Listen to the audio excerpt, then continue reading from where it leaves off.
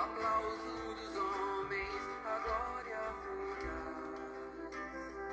Tudo deixaste na terra e saístes em busca do reino de paz. Viste a luz do deserto, ouviste o chamado do Cristo Jesus. Nunca provaste o medo, nunca tua alma tombou.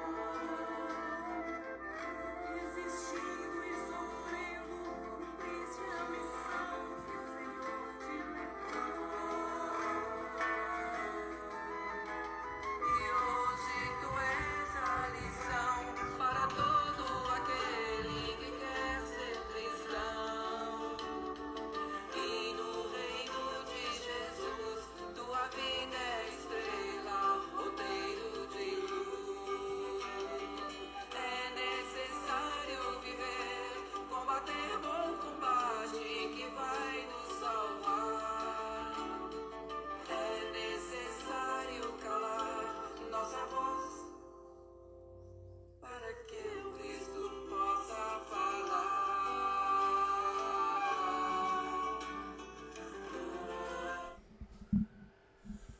Olá, meus queridos amigos, meus queridos irmãos, sejam muito bem-vindos a mais um estudo das cartas de Paulo à luz da doutrina espírita.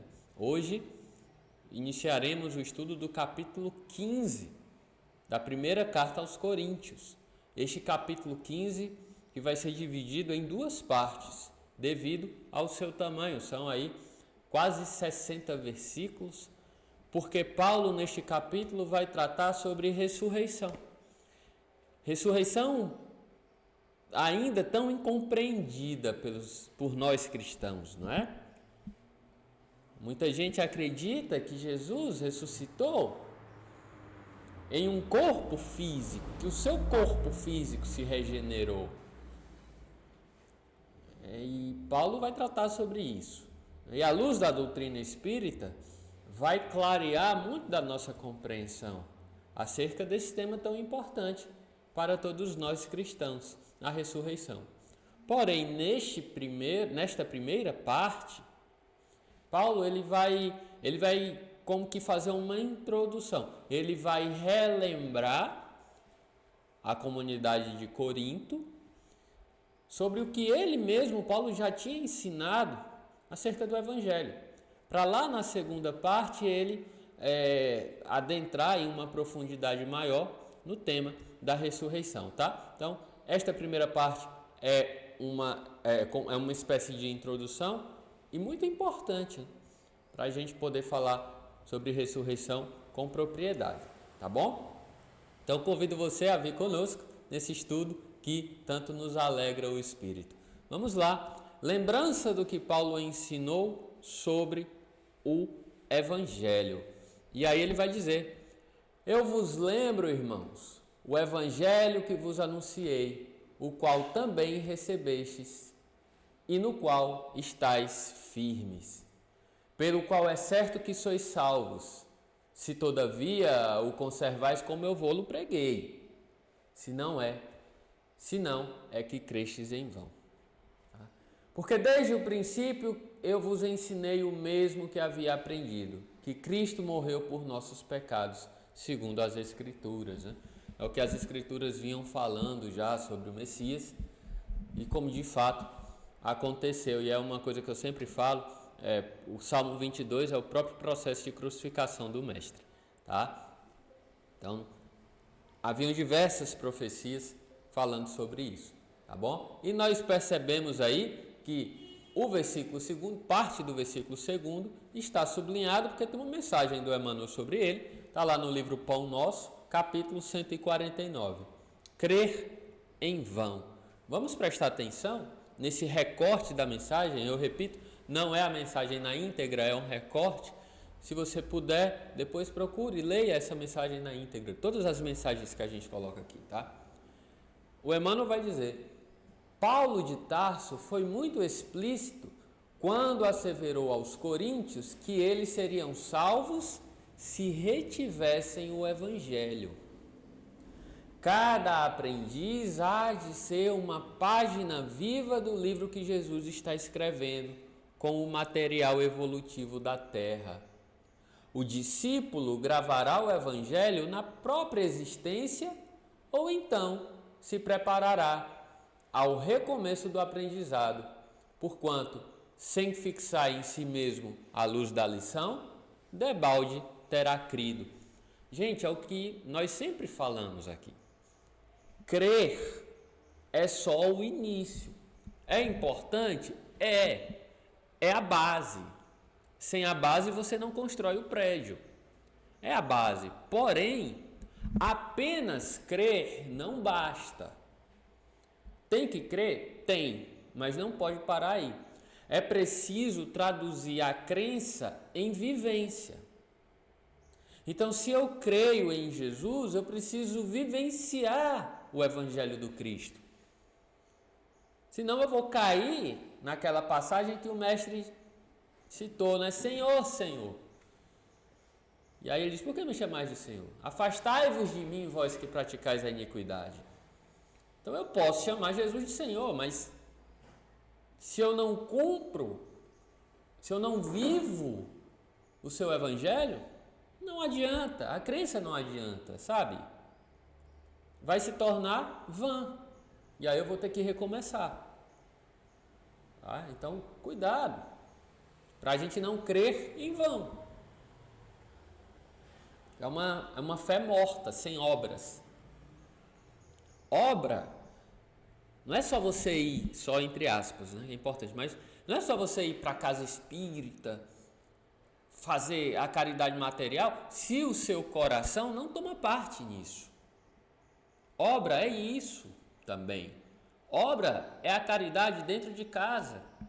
Obra é a caridade no trabalho, no trânsito, em contato com os semelhantes. Obra é uma oração por alguém que nem sabe que você orou por ela.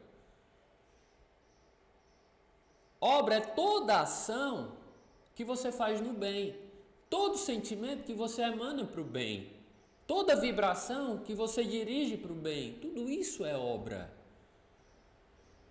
E o coração tem que tomar parte nisso, você tem que entregar o seu coração em tudo que você faz.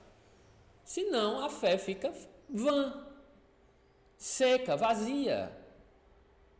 Ah, mas eu creio em Jesus, tá, mas e as obras? É o que Paulo está dizendo. E aí ele vai continuar. Ele falou, né, lá que Jesus foi morto e foi sepultado e ressurgiu ao terceiro dia, segundo as mesmas escrituras. E que apareceu a Cefas e então aos 12. Aí ele vai narrando, né, o processo aí das escrituras, que Jesus ressurreto foi se mostrando para quem queria se mostrar. Depois foi visto simultaneamente por mais de 500 irmãos, os 500 da Galileia, dos quais muitos vivem ainda hoje, mas alguns já dormiram. Eles dormiram no termo de, claro, já desencarnaram, né? Já morreram para o corpo físico. Não é um sono eterno, tá? Não é um sono até o juízo final, não. Já dormiram numa linguagem simbólica de desencarne, tá bom? Tudo certo aí, Eduardo? Então vamos seguir, vamos em frente. E aí Paulo vai continuar. E depois, Jesus foi visto por Tiago e em seguida por todos os apóstolos. E por último, tal como um abortivo da ação persecutória, foi visto também por mim. Presta atenção nisso aqui. Paulo está citando muitas pessoas que viram o Cristo após a morte do seu corpo físico, após o processo de crucificação. Então ele está relembrando, olha, tal pessoa viu, tal pessoa também viu, o Cristo apareceu para tal pessoa. Então não foi só uma pessoa que viu. Para que não fique dúvida que o Cristo apareceu para muitas pessoas após o seu desencarne. Ou seja, provando o quê? A continuidade da vida após a vida. Porque o Cristo veio trazer vida e vida em abundância. Uma vida que não cessa com a morte do corpo. E é uma coisa assim que é urgente para todo cristão. É a crença e a vivência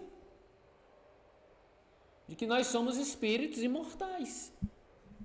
Que nós vamos continuar vivos após a vida física. Tem muito cristão que parece que esqueceu disso.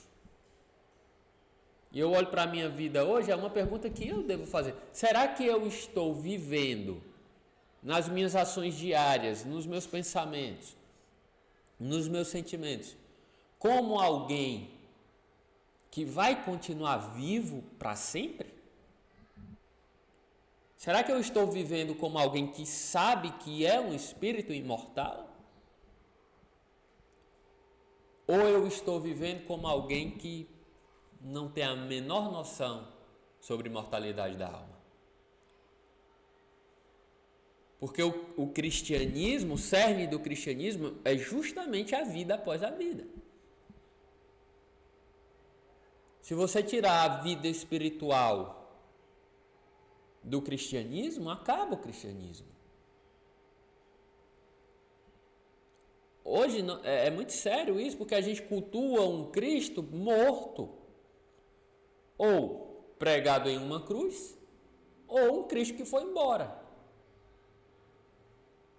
A gente esqueceu do Cristo que está vivo, muitas vezes intercedendo em nossas vidas, ao nosso lado, passando pelas nossas dores conosco, nos apoiando.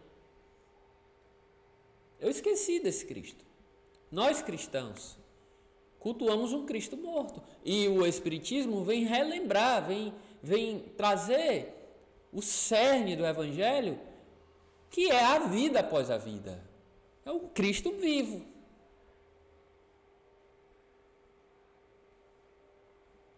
E nós não estamos com isso diminuindo a cruz, o processo de crucificação. Não. Foi um processo extremamente importante na história do cristianismo. Tem lições imorredoras. Mas não é o fim. E muitos de nós cristãos hoje tratamos a cruz como o fim. Porque eu cultuo um Cristo morto. O Espiritismo vem resgatar o cristianismo primitivo, das pessoas que sabiam que o Cristo estava vivo. Pessoas que Paulo vem citando aí, neste capítulo. E atenção aqui também, que ele vai dizer assim, olha, e por último Cristo apareceu para mim tal como um abortivo da ação persecutória. Por quê? Porque eu sou o menor dos apóstolos, que não sou digno de ser chamado de apóstolo, porque persegui a igreja de Deus. Olhe, Paulo, quando escreveu isso, tinha um complexo de culpa. Paulo trabalhava, mas Paulo tinha um espinho na carne. Paulo foi o maior divulgador do Evangelho do Cristo a seu tempo. Mas tinha um espinho na carne. Tinha uma culpa em si. Não se achava digno. Se achava o menor. Aí a gente pode falar, era por humildade. Sim, Paulo aprendeu a ser humilde. Mas aí ele deixa claro que tem uma culpa. Ele sente culpa. Ele escreveu isso. Porque persegui a igreja de Deus. Então eu sou o menor, eu não sou digno de ser chamado de apóstolo. Então a culpa que eu sinto, que você sente, Paulo sentia. Agora, Paulo transformou a sua culpa em combustível da sua própria redenção. Não foi aquela culpa que paralisou. Não foi o espinho na carne que fez Paulo parar de trabalhar. Ao contrário, serviu de mais combustível para a sua redenção. Quando Paulo desanimava, Paulo lembrava, eu persegui, então eu tenho que trabalhar mais ainda. E você que leu Paulo e Estevão, você sabe que lá no final da encarnação do apóstolo, é que ele vai ficar totalmente em paz com sua consciência. Tá? Então, eu adoro falar sobre Paulo porque eu me vejo nele, a gente se vê nele, né? Não somos perfeitos, Paulo não era perfeito. Mas Paulo é o exemplo daquela pessoa que trazia erros e conseguiu se trabalhar e conseguiu ascender. E por isso serve de exemplo para todos nós. Pedro foi outro também. E tantos vultos do Evangelho. Então não é só eu que tenho culpa, não é só você que tem culpa, que tem limitações. Não. Todos nós estamos na Terra, um planeta ainda de provas e expiações. Isso é normal. Agora, precisamos seguir o exemplo de Paulo, não deixar a culpa paralisar. Tá? E aí temos uma mensagem sobre este versículo 9, porque eu sou o menor dos apóstolos. A mensagem é: a caminho do alto. Está lá no livro Bênção de Paz, capítulo 1. O Emmanuel vai dizer: decididamente, muitos defeitos nos caracterizam ainda o progresso moral deficitário. Não nos será lícito, porém, esquecer algumas das bênçãos que já conseguimos amealhar com o amparo divino. Não temos a santidade, no entanto, já nos matriculamos na escola do bem, aprendendo a evitar as arremetidas do mal. Sem dúvida, estamos muito longe, infinitamente muito longe da perfeição. Cabe, porém, a nós, aprendizes do Evangelho, a obrigação de confrontar-nos hoje com o que éramos ontem. E, a nosso ver, feito isto, cada um de nós pode, sem pretensão, parafrasear as palavras do apóstolo Paulo nos versículos 9 e 10 do capítulo 15, de sua primeira epístola aos Coríntios. Dos servidores do Senhor, sei que sou o menor e o mais endividado perante a lei, mas com a graça de Deus sou o que sou. Não mais o que era no passado, sou o que sou hoje. No passado eu era muito pior. Hoje eu tenho problemas, mas sou muito melhor do que o que eu era no passado. E amanhã, certamente, serei melhor do que eu sou hoje. Então, eu sou endividado com a lei, eu estou endividado com a lei, mas a graça de Deus é incessante. E hoje eu sou o que sou e não mais o que era. E é o que Paulo vai falar aí. Mas pela graça de Deus, sou o que sou. Sou o último dos apóstolos, mas sou o que sou, não mais o que era. E a sua graça não tem sido vã em mim. Antes, tenho trabalhado mais copiosamente que todos eles. Não eu, contudo, mas a graça de Deus comigo. Então, Paulo, como maior divulgador do Evangelho, trabalhou mais do que todos os apóstolos, todos os outros. Porém, aí entra a humildade dele de dizer, mas eu estou trabalhando, mas não sou eu, é a graça de Deus. Porque eu não estou só.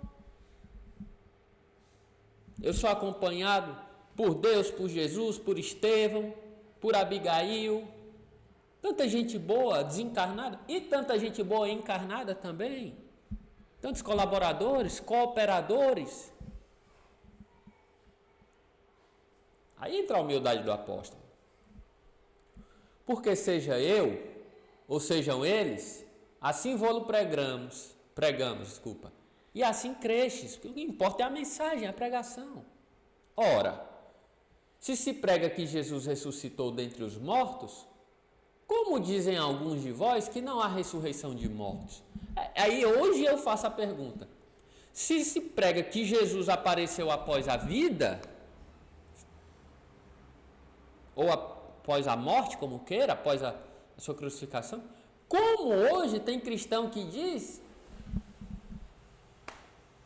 que não há vida após a vida, ou que as pessoas ficam dormindo um sono eterno, ou um sono até o dia do juízo, se o Cristo apareceu trabalhando após a sua morte, após a morte do seu corpo, ele voltou trabalhando. Ele não é o nosso exemplo, nosso guia, nosso modelo? Por que a gente acha que vai ser diferente conosco? Por que eu acho que eu vou ficar dormindo até o dia do juízo? Se o próprio Cristo apareceu trabalhando,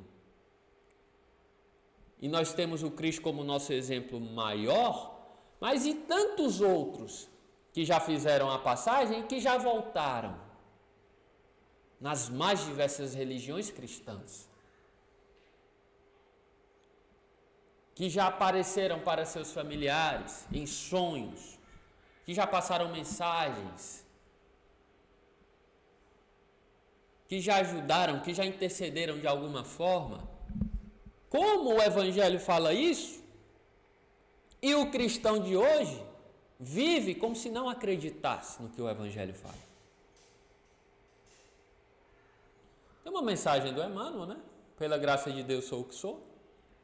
Também no livro Benção de Paz, já no capítulo 17, na luta educativa, que o Emmanuel vai seguir o mesmo padrão lá da primeira mensagem do livro, né, que a gente leu há pouco. Ele vai dizer: ninguém nos desconhece a inferioridade de espíritos ainda vinculados ao processo educativo da Terra. Como a gente falou há pouco, estamos em um planeta de provas e expiações, temos muitas coisas a melhorar em nós mesmos. Somos espíritos bem imperfeitos, né? Então ninguém desconhece isso. Não nos é lícito, porém, negar os recursos de aperfeiçoamento que já nos felicitam. Somos incipientes no trato dos conhecimentos superiores, sim, é verdade, mas já estamos instruídos quanto à necessidade de adquiri-los. Melhoremo-nos melhorando a vida. Aprendamos para ensinar. Impossível ocultar as deficiências de que somos ainda portadores. Conquanto isso, podemos parafrasear Paulo de Tarso asseverando: dentre os espíritos devedores e imperfeitos, reconhecemos estar em meios dos mais necessitados de regeneração e ensinamento. Mas, pela graça de Deus, já somos o que somos. Então é verdade, ainda precisamos melhorar muito. Mas pelo menos já reconhecemos a necessidade de melhoria. Porque no passado, nem isso a gente reconhecia. No passado a gente achava que estava tudo lindo, que não precisava mudar, que era bonito fazer o mal. Só que a gente já aprendeu que o mal é malvado. A gente já aprendeu que o mal é ruim, que o mal faz sofrer, que não é bom fazer o mal. A gente já quer fazer o bem. Isso é um grande avanço. E através de muito esforço, de muita luta, da reforma íntima, do bom combate, do estudo, do aperfeiçoamento da mente e do coração, a gente vai vencendo as barreiras, vai vencendo as sombras, a gente vai se iluminando. Por isso o Cristo diz: faça brilhar a vossa luz. Graças a Deus, né? Já somos o que somos. Se não há, portanto, né? Ele fala assim, olha, como que o Evangelho diz, como que as Escrituras falam sobre a ressurreição, sobre a vida, a continuidade da vida, como que vocês não acreditam nisso? Se não há, portanto, ressurreição dos mortos, tampouco Cristo ressuscitou. Porque tem gente que diz assim, mas era Jesus. Quando eu morrer, eu vou continuar dormindo até o dia do juízo. Jesus não, Jesus é Jesus. Jesus pôde ressuscitar, a gente não pode não. Não é isso que Paulo disse. Paulo está dizendo, se não há ressurreição, o Cristo também não ressuscitou não. Por quê? Porque o Cristo veio dar exemplo. Como que ele iria dar um exemplo de algo que nós não poderíamos fazer? Então vamos tirar da cabeça a questão, era Jesus. Não. Jesus fez para a gente fazer igual. Senão ele não teria vindo. Ora, qual o papel de um professor? Não é ensinar para o aluno aprender e fazer? Não. Então por que eu acho que só Jesus ressuscita? Não, Paulo vai dizer, se você não acredita em ressurreição, então Jesus não ressuscitou. E se o Cristo não ressuscitou, vã é a nossa pregação. E também vã é a vossa fé. Somos conhecidos também por falsas testemunhas de Deus, porque testificamos contra Deus que ele ressuscitou a Cristo, ao qual ele não ressuscitou, se, com efeito, os mortos não são ressuscitados. Que é isso? Paulo está dizendo, olha, se você acha que não existe a ressurreição, a vida após a vida, então o Cristo não apareceu para ninguém, a nossa pregação é vã, a vossa própria fé é vã, e ainda por cima nós somos falsos testemunhas. Nós estamos dando falso testemunho, porque estamos dizendo algo que você acha que não existiu. Então, para você é um falso testemunho. Olha que ponto que nós chegamos. A que ponto que o cristianismo chegou de duvidar da vida após a vida, da duvidar da existência de espíritos, que é tão natural, da existência de um mundo espiritual. O meu reino não é deste mundo. A gente esquece disso. E tem cristão hoje que não acredita na vida espiritual. Meu Deus! Bom, o Emmanuel vai falar. Tem uma mensagem, sobre o versículo 13. Se não há, portanto, ressurreição dos mortos, tampouco o Cristo ressuscitou. Vai falar sobre isso na mensagem Além Túmulo, lá no Caminho, Verdade e Vida, capítulo 68. O Emmanuel fala o seguinte: teólogos eminentes, tentando harmonizar interesses temporais e espirituais, obscureceram o problema da morte, impondo sombrias perspectivas à simples solução que lhe é própria. A vida continua. Essa é a solução. E teólogos eminentes, tentando harmonizar interesses da terra, misturando com interesses espirituais, obscureceram essa verdade simples, que a vida continua. Hoje, no entanto, reconhece a inteligência humana que a lógica envolveu com todas as possibilidades de observação e raciocínio. Então, hoje, a gente já tem condições mentais, intelectuais, de saber que a vida continua sem pestanejar. Pela própria lógica, pela própria evidência. Ressurreição é vida infinita. Você não morre. Quem você ama não morre. Vida é trabalho, júbilo e criação na eternidade. Meu pai trabalha até hoje, então eu também trabalho. Foi isso que o Cristo falou? Como qualificar a pretensão daqueles que designam vizinhos e conhecidos para o inferno ilimitado no tempo? Como acreditar permaneçam adormecidos milhões de criaturas aguardando o minuto decisivo do julgamento, quando o próprio Jesus se afirma em atividade incessante? Então, Paulo aqui, ele vai pegar o que... Emmanuel, vai pegar duas formas de crença, de duas vertentes do cristianismo. A primeira vertente, professada por nossos irmãos católicos, a questão do inferno. Eu acredito que a gente continua a nossa vida, né? Os nossos irmãos católicos acreditam nisso. Mas acreditam, por exemplo, em inferno eterno. Então, como que eu vou designar vizinhos e conhecidos, parentes, filhos, pais, irmãos, amigos queridos, a uma possibilidade de irem para um inferno ilimitado no tempo, ou seja, um inferno para toda a eternidade? Como que eu acho que Deus faria isso? É a primeira vertente que o Emmanuel cita.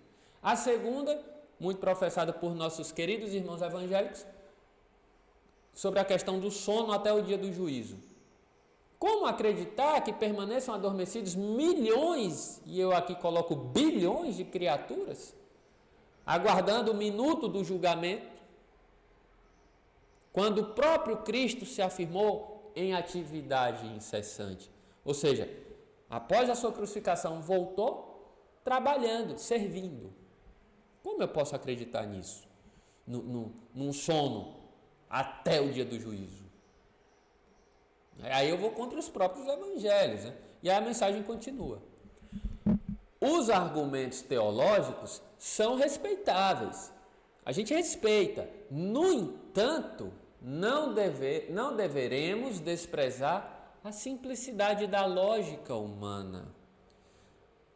São argumentos respeitáveis que valiam para um determinado tempo no passado. Hoje, a própria lógica não aceita isso. Se a gente for colocar um raciocínio sério sobre essas questões, o nosso coração ele não toma parte nisso. O meu coração não toma parte, por exemplo, em um ser que eu amo estar no inferno pelo resto da eternidade. O meu coração não toma parte nisso. Comentando o assunto, portas adentro do esforço cristão, somos compelidos a reconhecer que os negadores do processo evolutivo do homem espiritual depois do sepulcro definem-se contra o próprio Evangelho, contra a exemplificação do Evangelho. Gente, aqui não é uma questão de palavras, de letras. Eu não estou analisando as palavras do Evangelho, eu estou analisando as exemplificações. Eu estou analisando que Jesus apareceu vivo após a sua crucificação. Eu não estou fazendo um jogo de palavras. Eu não estou tentando decifrar uma palavra. Eu não estou tentando compreender uma tradução. Não. Eu estou analisando um fato que ocorreu.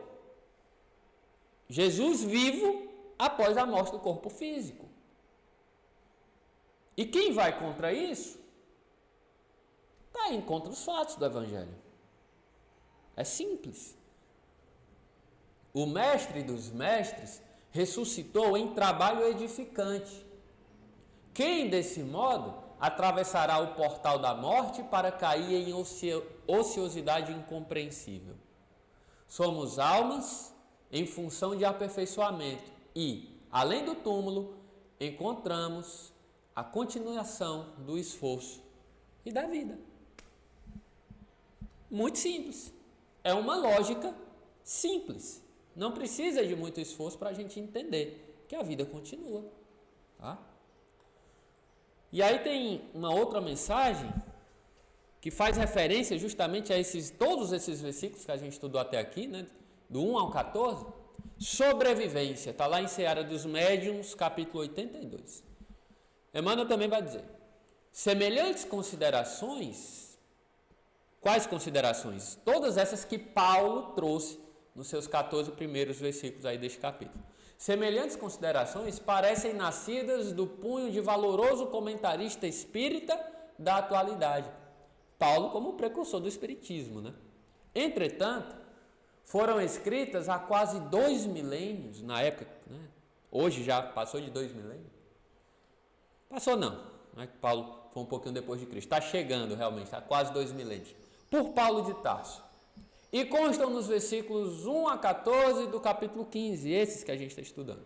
Da primeira mensagem do grande amigo da gentilidade aos Coríntios. Aqui transcritas por nós na linguagem de nossos dias. é fácil observar, assim, que todos os cristãos dessa ou daquela escola de fé que procurem desacreditar mediunidades e médiuns, mas não fazem que tentar destruir as bases espirituais em que se levantaram, golpeando e defraudando a si mesmos. Então, como que um cristão não crê em mundo espiritual? Como que um cristão não crê em espíritos? Em pessoas que já desencarnaram e que podem voltar para nos ajudar, para nos auxiliar. Como que um cristão não crê nisso, quando o próprio Cristo fez isso?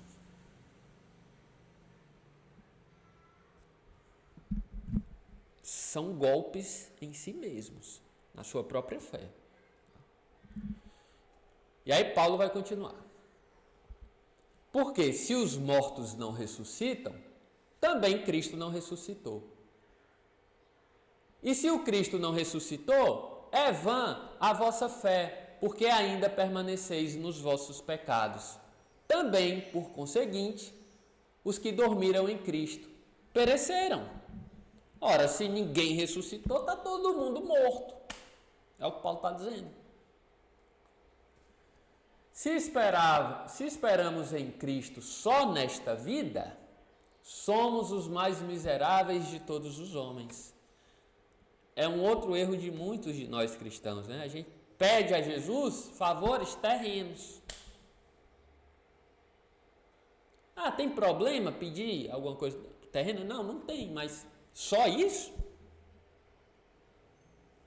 Quando o próprio Cristo disse, olha, vosso Pai sabe que vocês precisam das coisas da terra para sobreviver. Porém, buscai antes o reino de Deus e a sua justiça. E todas essas coisas vos serão acrescentadas. Mas eis que ressuscitou Cristo dentre os mortos, sendo ele as primícias dos que dormem, ou seja, o exemplo. O Cristo provou a vida após a vida. Então ele é o nosso exemplo, é o que está no livro dos Espíritos. Jesus é o nosso guia e modelo. Jesus é exemplo em tudo, inclusive na vida após a vida.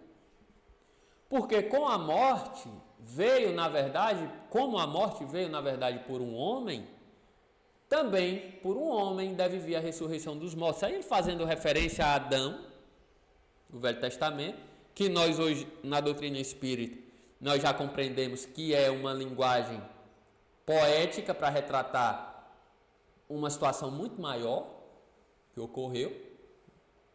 E Adão como uma raça adâmica.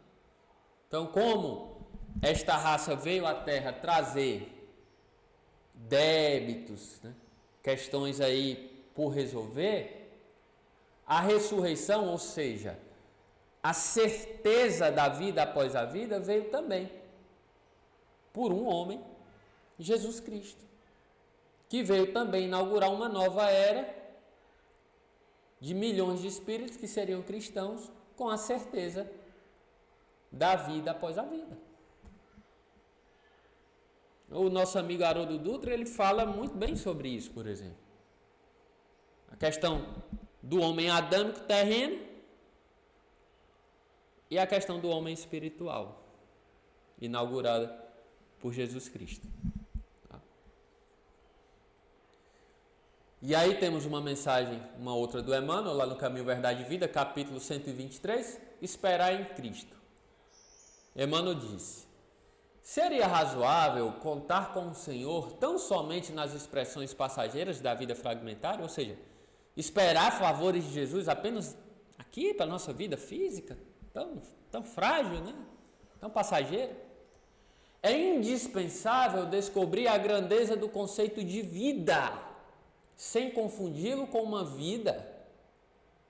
Existir não é viajar na zona de infância com escalas pela juventude, madureza e velhice, até o ponto da morte. É participar da criação pelo sentimento e pelo raciocínio. É ser alguém e alguma coisa no concerto do universo. Olha que lindo! Ele está dizendo, é preciso que a gente entenda o conceito de vida. Aí Jesus diz, eu vim trazer vida e vida em abundância. Tá, mas O que é que você entende por vida? Eu vim trazer vida em abundância. A saúde do corpo físico, um emprego bom, um carro do ano. Olha aí, vida em abundância. Não. Então, nosso conceito de vida está muito estreito. Vida é muito mais do que a própria vida física. Ela é também a vida física, mas ela é sobretudo uma vida espiritual. De modo que nós temos uma vida, concordo. Ora do lado de cá, ora do lado de lá. Uma vida. O espírito não morre. Agora nós temos várias existências físicas, várias reencarnações, dentro de uma vida que é a do espírito. Esta é a grande vida. Aqui e lá, lá e aqui. Essa é a vida em abundância. É imprescindível, portanto, esperar em Cristo com a noção real da eternidade. A filosofia do imediatismo na Terra transforma os homens em crianças. Não vos prendais à idade do corpo físico, às circunstâncias e condições transitórias. Indagai da própria consciência se permaneceis com Jesus, e aguardai o futuro, amando e realizando com o bem, convicto de que a esperança legítima não é repouso, e sim confiança no trabalho incessante. Eu sei que eu não morro, eu estou crescendo cada vez mais, eu estou trabalhando, eu estou aprendendo, eu estou evoluindo, e eu tenho como universo a minha herança. Essa é a vida. E a gente às vezes se apega a problemas bem passageiros, né? Extremamente transitórios. Bom, Paulo vai continuar. E assim como em Adão morrem todos, assim também todos serão vivificados em Cristo. Não é aquele estudo que o Haroldo faz? Adão como um homem terreno, com questões da terra, como a simbologia do pecado. É uma simbologia, tá? Para que a gente não acredite que chegou uma serpentezinha oferecendo um fruto para Eva, que isso era para um tempo, né? Hoje a lógica já não cabe, né? Isso parece história de jardim de infância. Parece uma história para criança. Então isso tudo é uma simbologia de um processo maior, de um processo de corruptibilidade do nosso coração, de pecado. Tá? Então através disso, deste pecado, morrem espiritualmente todos. Quando eu começo a viver em Cristo, eu sou vivificado por Ele. Por quê? Porque aí eu já vivo com valores espirituais imperecíveis. Tá? Gente, é importante a gente estudar sem a gente se apegar demasiadamente a palavras que expressam um significado simbólico. Para que eu não ache que chegou uma serpente lá no Éden e ofereceu um fruto para Eva. Para que eu não ache que Deus tirou uma costela de um homem e fez uma mulher.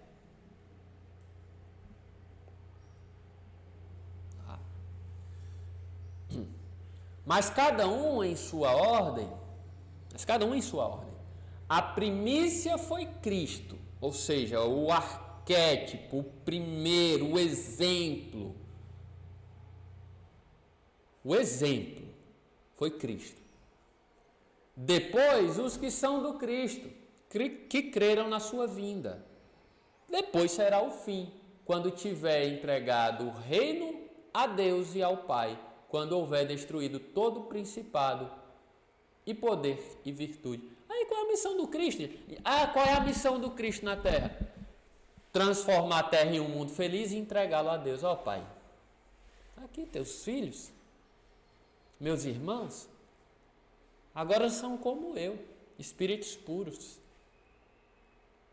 Essa é a missão do Cristo. É pegar a gente lá no mundo primitivo e transformar a gente em espírito puro para entregar a Deus. Aí é a missão do Cristo. Paulo resumiu. Meu Deus, né? Quanta sabedoria. Quanta inspiração divina. Porque é necessário que ele reine até que ponha todos os seus inimigos debaixo dos seus pés. É necessário que o Cristo reine, né? Isso aí está lá em Salmos. Salmo 110, versículo 1. Paulo vai trazer agora uma série de passagens do Antigo Testamento. Ora, o último inimigo destruído é a morte, porque todas as coisas sujeitou debaixo de seus pés.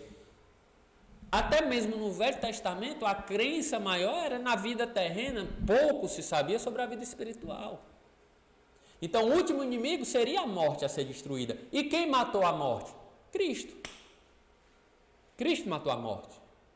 Só que hoje, os próprios cristãos querem ressuscitar a morte, crendo que o Cristo está morto. Assim, quando diz, tudo está sujeito a ele, isso aí está lá também em Salmos 8, no versículo 7, tudo está sujeito a Cristo, ou lá na linguagem do Salmo, a Deus, né, ao Senhor, executa-se, sem dúvida, aquele que lhe sujeitou todas as coisas. E quando tudo lhe estiver sujeito, então ainda o mesmo Filho estará sujeito àquele que lhe sujeitou todas as coisas, para que Deus seja tudo em todos. O que é isso? Tudo está sujeito a Deus.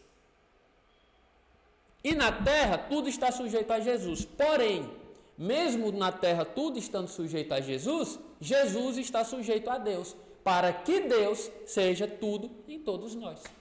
Porque Deus é o Pai, Jesus é um Espírito puro, Cristo, seu Filho, que está sujeito ao Pai, tá? Como nós também estamos sujeitos ao Pai. Doutra sorte, que farão os que se batizam pelos mortos, se absolutamente os mortos não ressuscitam? Para que se batizam por eles? Porque nós periclitamos toda hora. Então, por que eu faço oração pelos mortos? Por que o meu amor continua pulsante, vivo, por alguém que já morreu, se essa pessoa não ressuscitou na vida espiritual? Por quê? Por que tudo isso? Por que periclitamos toda hora? O que é isso? Por que corremos perigos a toda hora? Por que tantos problemas? Por que tantos desafios se a gente não vai ressuscitar? Ora, a vida é isso? É essa pobreza? É passar por problemas, por desafios, por algumas alegrias e acabar? Eu, como cristão, eu acredito nisso? Que a vida é passar pela terra e acabar? É a pergunta que Paulo faz. Cada dia, irmãos, morro pela vossa glória, a qual tenho em Jesus Cristo, Senhor nosso. Se como homem combati com as feras em Éfeso, que isso me aproveita se os mortos não ressuscitam? Comamos e bebamos, porque amanhã morreremos. Está lá, Paulo trouxe lá de Isaías capítulo 22, versículo 13. Em que Isaías narra lá, pessoas dizendo, comamos e bebamos porque amanhã morreremos. Gente, isso acontece hoje. Vamos aproveitar a vida, porque a vida é uma só. A vida é uma só, tem que aproveitar, tem que fazer tudo. Amanhã a gente pode estar morto. E aí a gente cai num erro. E quando a gente desencarna, chega do lado de lá, vem a grande surpresa, né? Eita, eu estou vivo, e agora? Pois é, e agora? Não vos enganeis, as más conversações corrompem os bons costumes. Frase muito utilizada, né?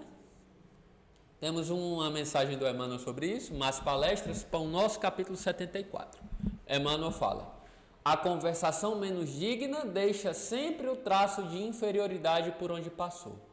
O veneno de investigações doentias espalha-se com rapidez, as fofocas, né? Depois da conversação indigna, há sempre menos sinceridade e menor expressão de força fraterna. A má conversação corrompe os pensamentos mais dignos. As palestras proveitosas sofrem-lhe em todos os lugares a perseguição implacável e imprescindível. Se torna manter-se o homem em guarda. Imprescindível, se torna manter-se o homem em guarda contra o seu assédio insistente e destruidor. Cuidado com as fofocas, tá? Cuidado com as más conversações. Quando o coração se entregou a Jesus, é muito fácil controlar os assuntos e eliminar as palavras aviltantes. Examina sempre as sugestões verbais que te cercam no caminho diário. Observa-as como ages. Em todas as ocasiões, há recursos para retificares amorosamente, porquanto podes renovar todo esse material em Jesus Cristo. Então, gente, se deparou com uma roda de conversa indigna, uma roda de conversas aí de fofoca, né? Coisas fúteis, renova a conversação, muda de assunto, renova aquele quadro. Ser a pessoa abençoada que vai parar com aquilo e renovar aquela conversa. Por que Paulo escreveu, né, sobre essas más conversações que corrompem os bons costumes? Porque há essa questão de não acreditar que Jesus ressuscitou ou que as pessoas ressuscitam na vida espiritual, né? Começou com fofoca, com más conversações e se espalhou. E hoje tomou a proporção que está, né? Tomou a proporção que é, tá? E aí, finalizando essa primeira parte, Paulo vai dizer: despertai para a justiça e não pequeis, pois alguns dentre vós ignoram a Deus, para vergonha vossa o digo. Continua, porque vai ter a parte 2 no próximo estudo. Então, Paulo, olha só, quem não acredita na vida espiritual, em vida após a vida, que a vida continua pulsante, na verdade está ignorando a própria palavra de Deus, né? E a própria exemplificação do nosso Senhor Jesus Cristo. E aí, como mensagem de referência para fechar o estudo de hoje, se esperamos por Cristo só nesta vida, somos os mais miseráveis de todos os homens. 1 Coríntios, capítulo 15, versículo 19. Meus irmãos, muito obrigado pela sua companhia. Foi uma alegria estarmos juntos mais uma vez. E nos veremos no próximo estudo com a parte 2 do capítulo 15. Um grande abraço, que Jesus te abençoe. Tchau!